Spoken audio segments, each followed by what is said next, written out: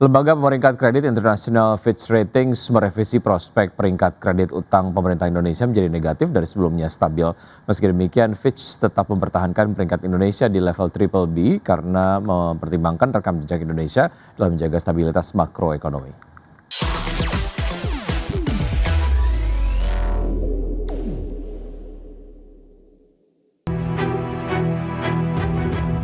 Lembaga pemeringkat kredit internasional Fitch Ratings merevisi prospek peringkat kredit utang pemerintah Indonesia menjadi negatif dari sebelumnya stabil.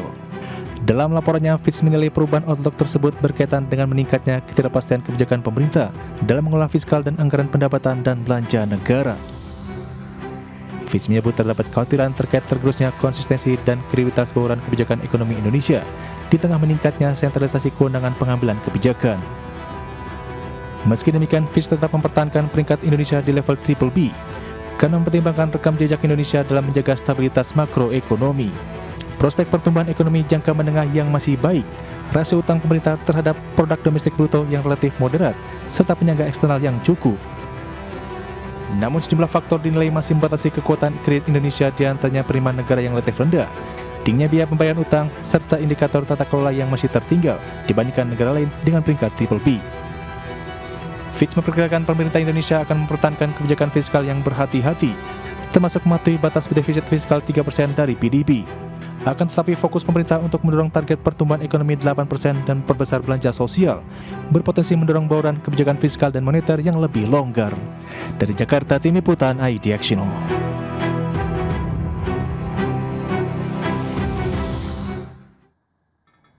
Ya, laporan terbaru The Fed menunjukkan ekonomi Amerika Serikat meningkat dalam beberapa pekan terakhir di tengah kenaikan harga-harga yang masih berlanjut. Dalam laporan yang sama, The Fed menyebut sebagian besar wilayah memperkirakan pertumbuhan ringan hingga moderat dalam beberapa bulan mendatang. Aktivitas ekonomi Amerika Serikat tercatat meningkat tipis dalam beberapa pekan terakhir. Namun di saat yang sama, harga-harga masih terus naik, sementara tingkat ketenagakerjaan relatif stabil. Hal ini diungkapkan oleh The Federal Reserve dalam Beige Book yang baru saja dirilis. Laporan tersebut juga menyoroti dampak kebijakan pengetatan imigrasi pemerintahan Donald Trump yang memicu gangguan bagi dunia usaha dan pekerja di sejumlah wilayah. Secara keseluruhan, Bank Sentral Amerika Serikat menilai prospek ekonomi masih cukup optimistis.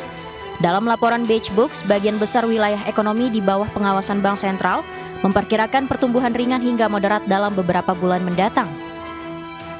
Menurut laporan tersebut, pelaku usaha memperkirakan harga masih akan meningkat dalam waktu dekat, meskipun dengan laju yang lebih lambat dibandingkan sebelumnya. Secara umum, ekonomi Amerika digambarkan tetap cukup tangguh meskipun menghadapi berbagai tekanan kebijakan. Di antaranya adalah tarif impor yang mendorong kenaikan harga, serta kebijakan pengetatan imigrasi yang berdampak pada pasokan tenaga kerja dan di beberapa wilayah turut menekan permintaan konsumen. Berbagai sumber IDX Channel.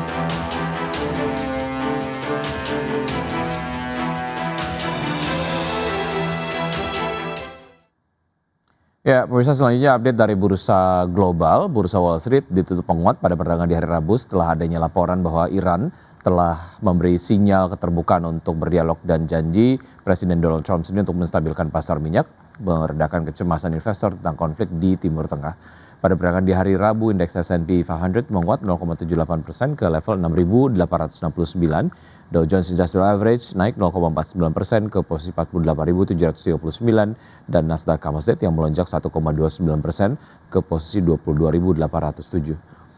Dan berikutnya pemirsa dari bursa Eropa, bursa kuartas Eropa rebound setelah sehari sebelumnya mengalami aksi jual akibat meningkatnya kekhawatiran atas dampak konflik di Timur Tengah. Stock 600 ditutup melonjak 1,37% ke level 612,71, DAX Jerman melesat 1,74% ke level 24.205 dan FTSE 100 Inggris yang meningkat 0,8% ke posisi 10.567.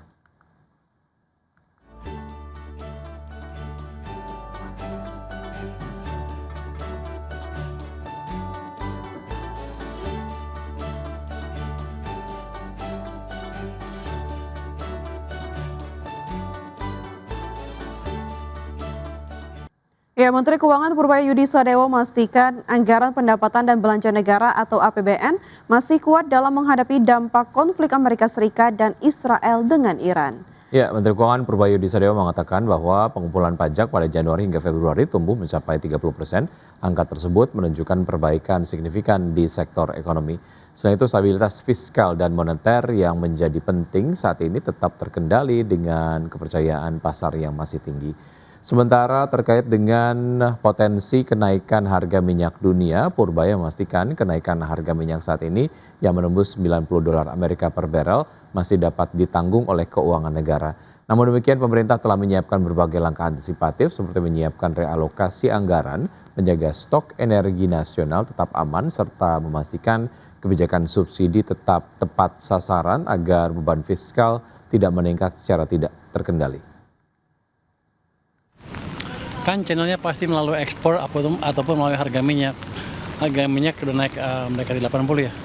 Kita udah hitung sampai 92 pun kita masih bisa kendalikan anggarannya, jadi nggak ada masalah. Berarti tidak ada kekhawatiran dari Anda, Pak? Enggak, kita bisa adjust, kita bisa atur. Tapi langkah antisipasi yang disiapkan ada nggak? Iya. Oh, kalau impor makin parah kan harganya mahal ya. Kan akan menaikkan defisit. Ya, kita pastikan aja pertama tax collection kita, pengumpulan pajak kita sama cukai nggak ada yang bocor, itu udah mengurangi tekanan ke defisit. Nanti kalau lebih bagus, itu udah lebih bagus, kita lihat dampaknya seperti apa. Baru kita hitung langkah-langkah yang perlu kita lakukan.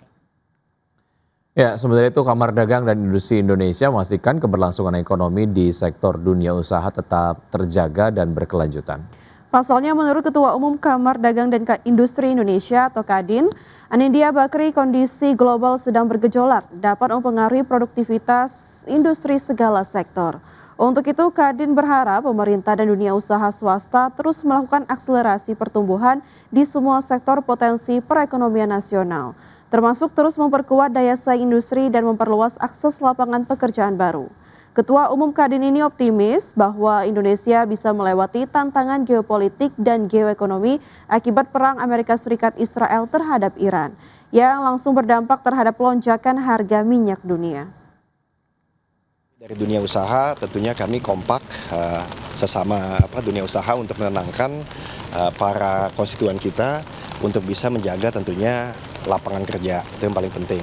Dan juga memberikan kepercayaan kepada para pengusaha baik yang besar, menengah maupun kecil bahwa kondisi ekonomi bersama pemerintah kita jaga sebaik mungkin. Mungkin itu yang paling penting ya, karena kita lihat di satu sisi tentunya kita mesti menjaga semua pertumbuhan lah, dari pertumbuhan, inflasi, tapi lain sisi juga istilahnya dana interbank itu masih ada. Nah, tinggal bagaimana menyalurkannya dengan baik. Saya rasa sih seperti itu, kita dengarkan dulu ya. Ya, berikutnya Indonesia secara keseluruhan telah mencapai swasembada beras, ayam, dan telur. Ya, selain itu Indonesia juga memiliki kapasitas produksi yang kuat. Dalam acara pelepasan ekspor 545 ton produk unggas senilai 18,2 miliar rupiah ke Singapura, Jepang, dan Timor Leste, Menteri Pertanian Andi Amran Sulaiman menegaskan posisi industri perunggasan nasional yang tidak hanya telah swasembada ayam dan telur, tetapi juga mulai memperluas ekspansi ke pasar global. Menurutnya, kini Indonesia telah mencapai swasembada beras, ayam, dan telur, serta memiliki kapasitas produksi yang kuat. Untuk itu, pemerintah mengendalikan surplus melalui mekanisme penyerapan domestik, termasuk pemanfaatan pada program makan bergizi gratis, serta memperluas akses ekspor. Langkah ini dilakukan agar keseimbangan pasokan dan harga tetap terjaga, di mana capaian ekspor produk unggas sebanyak 545 ton dengan nilai 18,2 miliar rupiah tersebut diharapkan menjadi bagian dari akselerasi ekspor komoditas peternakan yang selama ini dinilai memiliki daya saing tinggi.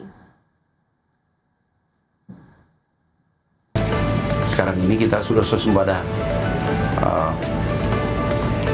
telur, ayam, beras, dan seterusnya.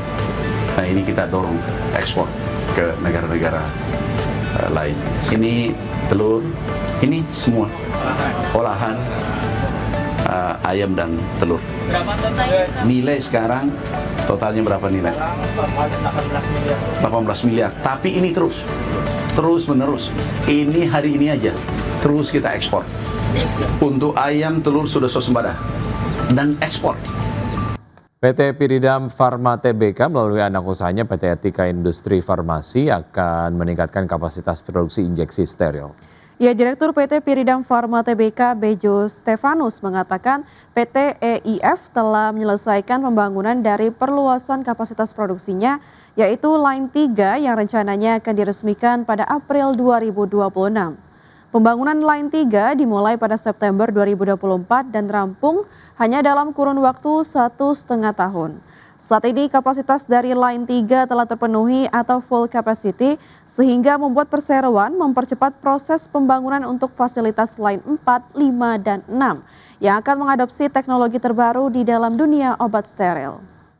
Setelah penyelesaian Line 4 dan 5, PT EIF juga akan segera melakukan pembangunan Line 6 sebagai bagian dari pengembangan kapasitas manufaktur secara berkelanjutan. Manuver ini diambil sebagai respon langsung atas meningkatnya kebutuhan obat-obatan steril di pasar global dan regional. Adapun berdasarkan berbagai laporan industri, pasar steril injectable global diproyeksikan terus tumbuh signifikan dengan nilai pasar yang mencapai sekitar 4,9 miliar dolar Amerika Serikat pada 2026.